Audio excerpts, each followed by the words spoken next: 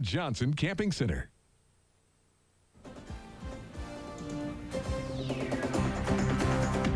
Well, we're off on another one-tank trip, but it's hard to call this week's excursion a trip, really, because it's like walking across the backyard to visit a neighbor. We're off to see our neighbors in Abingdon. Abingdon's kicking off the 60th Virginia Highlands Festival, but there's a lot more to this small historic community. If there was a cultural hub for the region, it would be Abingdon, Virginia.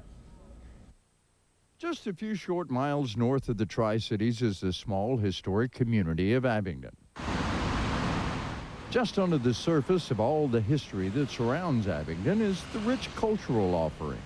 Perhaps best known throughout the nation is the Barter Theater. Now in its 75th year, it was an idea of a struggling actor from the area who, like all of the nation, was having a hard time during the Great Depression.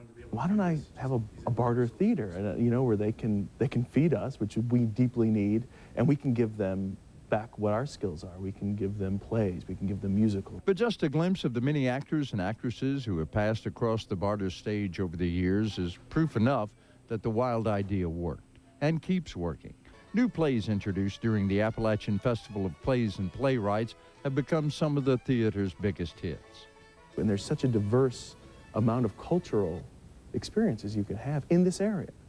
And, you know, it's a testament to the people of this region that they want those, or else that's why these things exist. Even more theater and motion picture history exists just down the street at the Star Museum, filled with an unbelievable collection of memorabilia, right in the town's historic district.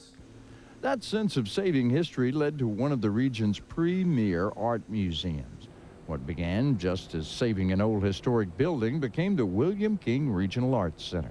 We can have original works of art and very valuable works of art, whether they be fine art or furniture like you're seeing here, of the highest caliber and original, so that people can see the real thing here in Southwest Virginia and Northeast Tennessee. At the spot of the town's origin is more of the arts and crafts created here at the Cave House, proving that the arts of the region are still being created. The craftsmen who are coming here today and the artists who are still attracted to this area for its natural beauty are attracted to something about it. It's just alluring to the creative spirit, I think, and it makes our area just a place for success culturally. And it's way less than a tank of gas away.